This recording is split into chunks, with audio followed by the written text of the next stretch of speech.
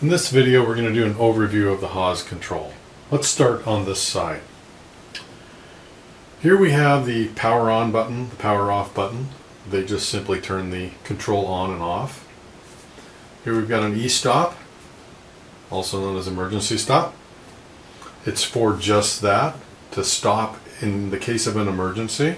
Whenever damage could happen to the machine or harm to a person, you would want to hit the e-stop. The handle jog pulse wheel. This is used to jog the machine around if you're in the appropriate mode. Cycle start and feed hold. The cycle start button is for cycling through a program automatically, and the feed hold would effectively pause the program and stop the machine while you're running automatically. Maybe you wanted to check a tool offset or some clearance between a tool and the workpiece or something. You could feed hold, take a look, make sure everything's working the way you would expect, and then hit cycle start, and you would continue on with the program automatically. Let's take a look at the display itself. The display is laid out, and typically you can see the program. If you have a program in the machine and it's active, you can see the program over here. Right now there's no program listed here. There's a program number, but that's about it. Over here, this is the part of the display that changes depending on which display you activate.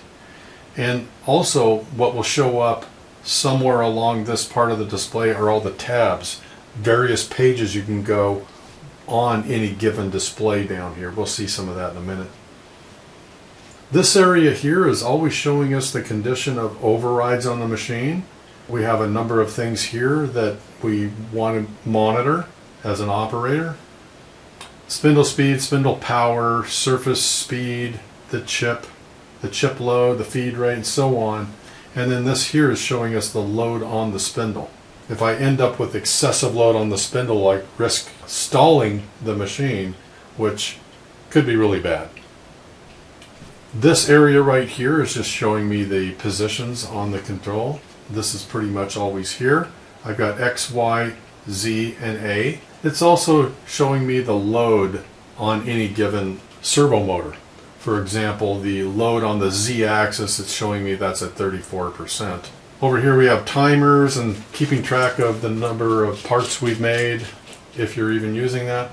And we've got some other things up here currently. Active codes, there's a list of active codes here. Over here we have the information about the active tool, and then here we have the coolant level. You may have noticed that this part of the control currently is lit up blue. So any changes that I'm making in this area. Whatever is active, whatever portion of the control is active, that's where I'm working if I'm doing any modification here. So I'm on the program display right now, and that's why this area here where typically I would see the program is active. If I go to the position display, notice that this is activated now in blue, and it's giving me a look at the position here. There are really 4 positions on the machine. This is giving me the program position. I've got the other positions over here. Program, distance to go, machine, operator, and then that one just gives me all of them. And I can get to those by cursoring over. And you see this one gives me all 4 of the positions that I have available to me. I'm going to go back over here to program and just leave it. I actually have position here as well. So back when we had really small display screens, we really weren't able to have all this extra information around it. I might use this display if I'm operating a couple of different machines and maybe they're across the way and I want to be able to see this from a distance. Let's go to another display here, offset display. The offset display allows me to set up work offsets and tool offsets. We'll be using that an awful lot as time goes on. While I'm here, let's take a look at the function keys that are right down here. You have an F1, F2, F3, and F4. And these F keys, these function keys, do various things depending on what display you're on. Now on this particular display, I can see what the buttons do. It tells me. F1 is going to be setting a value, it says. The tool offset measure button, which is this button down here, I could actually set a tool offset, a tool length offset right here. more on another video. The F4 button will toggle me from tool to work, back and forth. Let's try that. So now I'm on the work offsets. G54 through G59, there's a G52 up there, and these are the extended work offsets. Okay, I want to get back to tool, it tells me right here, tool offsets, hit F4. So F4 just toggles me back and forth, tool to work. Let's go to the next display, current commands. When you first come over to current commands, typically what you would see is this display here. Now normally what you would want to view over here would be the current commands, current active codes. I mean, there's a lot of different places you can go here. I typically would go over here, probably use this part of the display the most under current commands. This would allow me to see which G codes are active for each modal group. Let's move on, let's go to alarm. The alarm display just shows me any active alarms, and right now it says no active alarms. Let me go ahead and create an alarm just by hitting the E-stop.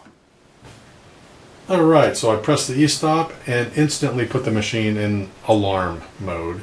And so I'm on the alarm display. This is showing me the number for the alarm, the name of the alarm, and kind of a description of what's going on with that alarm. Let me go ahead and try to reset that. Oh, doesn't do anything. If I wanted to reset this, I would have to deal with this alarm. And what's causing the alarm is the E-stop. So let me twist that, allowing it to pop out. And now I've dealt with what was causing the alarm, but I still have the alarm. I'm going to have to hit reset to clear it. If I had multiple alarms, they would all be listed here. Let's go to diagnostics. This is the main display that the operator would use in diagnostics. You can see air pressure here, coolant level, and many other important things on the machine that the operator would want to monitor.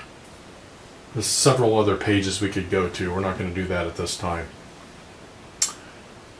Settings. This is a place where more advanced operators and setup people would go to establish various things on the control, like for example how it deals with tool radius offsets, or how it interprets certain codes. Several things. We'll get more into this as time goes on. The help display has a lot of functionality. I have a table of contents here, an introduction, everything I'd ever want to know about G codes on the machine, M codes, so on. Good explanations and procedures possibly for pretty much everything on the control that the operator would want to do. This is really vast. There's a lot of information over here, and it can be kind of hard to find exactly what you're looking for when you don't really know what's going on with this. You would probably start with the table of contents. And I'm going to go over here and just go ahead and go into the program screen. Okay, so we've covered the displays. Let's move over here and let's talk about these buttons here. Now these are some of the most important buttons on the control, the mode keys. Now the machine can only be in one mode of operation at any time. If I select edit mode, this allows me to edit programs. Anything that you would want to do to make modification to a program, you could do over here. Very robust editor on the Haas control. Memory mode. This is the mode I would go into if I want to run a program automatically. I would go into memory mode. Hopefully I had set the machine up properly and I could hit cycle start and it would start to cycle through the program automatically. MDI mode. MDI mode is for executing a few blocks of code mainly for setup purposes. It works very similar to memory mode. I can type in several commands and even multiple blocks of information, hit cycle start, and it would run through whatever I have typed in here as if it were a program. But you would not go over here and try to run a complete program. You would do that in memory mode. Edit, memory, MDI, handle jog mode. This is the mode I would go in to move the machine around for setup purposes. Zero return allows me to send any axis to the home position. I can also send all axes to the home position. Don't really use this that much. Some people use the home G28 button. Pretty often it sends everything home really fast. List program mode. This is the mode where all of the file management is done on the Haas. Even the upload and download of programs. I can make copies of programs, rename things, anything that has to do with file management. Down below here, let's take a look at these. The alphanumeric keypad. Pretty straightforward. If you press A, you get an A. The buttons down below here, space button just simply puts a space between two characters. Cancel. Cancel on this control works like a backspace on a PC keyboard. Enter. It works just like enter on a keyboard. Some of these keys have alternate functions. Little yellow icons. Not every key has it, but many of them do. To access those, you press Shift and then you hit the key that you're going for. It works like a calculator, not necessarily like a keyboard. Keyboards you would have to press and hold Shift. A calculator, typically you hit Shift and then you can press the second function. That's how this works. Let's move up a little bit here and we'll take a look at these. So these are just simply the cursor keys. I also have page up and page down, home and end. This stuff here works exactly like on a keyboard for a PC. Moving back up over in this area, reset we've seen. Power up was a button that we used to home the machine when we first turned it on. Recover is for recovering the tool changer when some problem has occurred with that. The function keys are different every time depending on what display you're on. And you would typically see information about what these keys do and maybe some other keys on the keyboard up in this area here or possibly right over here. You can see right here copy is F2, file is F3, and this is even telling me mark is the enter button. So any buttons that are used, depending on what display you're on, you would see them listed either here, possibly down in this area. All right, these buttons right below the function keys, very important buttons. Let me go to the offset display. Now, these two buttons here, the one on this side is part 0 set. On the trainer it has an alternate function because this can be used to train on lathe as well. But on a mill, this just says part 0 set on it. So this is the button that is used to set a position. You jog the machine into a position and you're on the, let's say on the work. We hit F4 here, it tells me F4, go to the work. So maybe I'm trying to set a work offset for G55 for the X value. And I get the machine into a position, maybe I use an edge finder on my workpiece and I established where I want X0 to be.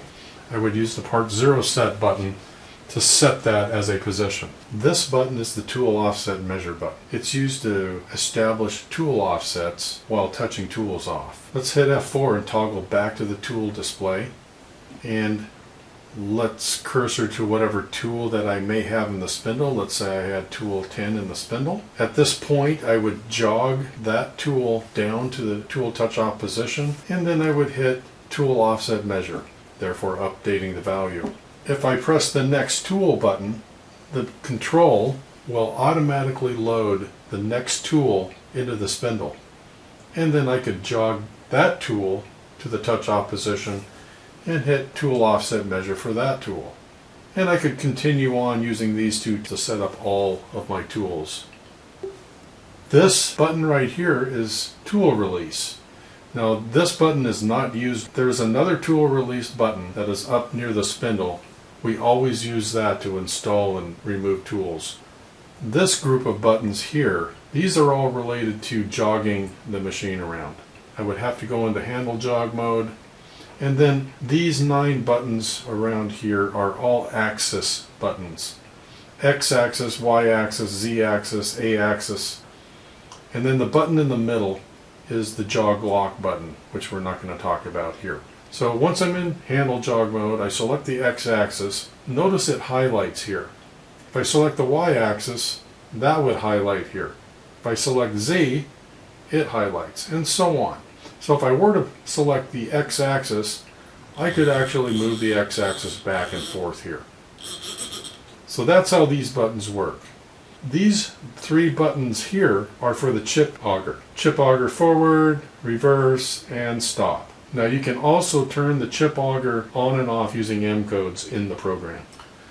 These 3 buttons over here are for the automatic coolant nozzle, and we don't have that on this machine, so we don't use them. This whole area down below, these are all the overrides.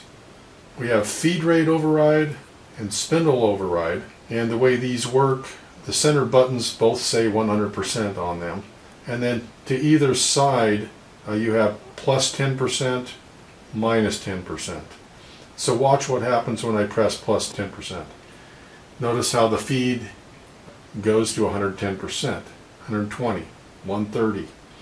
I can always go back to 100% just simply by hitting 100%. This is the spindle override. And press this one, I'm at 100%. I can also go plus or minus 10% with this function. These three buttons are for turning the spindle on and off. I can press this button, it'll turn the spindle on forward. This button stops it, that one turns it on in the reverse direction. These buttons down here are override buttons for the rapid movement of the machine. 5, 25, 50, and 100%. We often go to 25% while we're proofing out a program. I think that covers everything. Let's revisit the mode buttons over here. These buttons also have common functionality to the side of them. So the edit button has 4 buttons that are very commonly used while you're editing a program. Insert, alter, delete, undo. I'm not going to get into all of these, but I just want to point them out. Let's move on to memory mode. Also, 4 keys that are commonly used while executing a program automatically. Single block. Notice how it brings an icon up here, letting me know that it's enabled. In single block mode, I would have to hit cycle start for every block. Now remember, a block of code, there aren't any listed here, but a block of code is a single line of code. And so if I had a multi-line program, I would have to hit cycle start every block. It executes one block and then stops. I would have to hit cycle start again. It executes another block, then stops. And so multiple lines of code would require me to press cycle start many times if this is active. We use that for setup purposes. Graphics, we'll talk about that another time. Optional stop, notice how it's enabled now. Optional stop just allows me to use an M01 in the program, which works just like an M00. An M00 is a forced stop with no option. An M01 is a optional stop. If this is enabled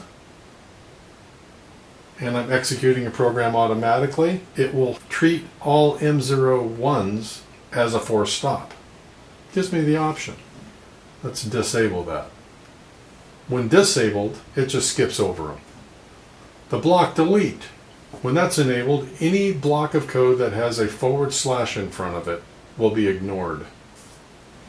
Disable it. If there's a / in front of the block of code, it will run normally. Let's take a look at MDI. Under MDI, also 4 common functions that are used with that. Coolant on and off, this just toggles the coolant on and off. Handle scroll allows me to move the handle and go from one line to another and one character to another. ATC forward and ATC reverse allows me to change to the next tool in the tool changer. I can also use that to change to a specific tool. We'll see that later. Handle jog. We have these 4 buttons that control the movement of the machine regarding its speed. There are 2 values on each button. The upper value is how far, like for example this one's 0.0001. That's how far whatever axis is active is going to move every click of the pulse wheel.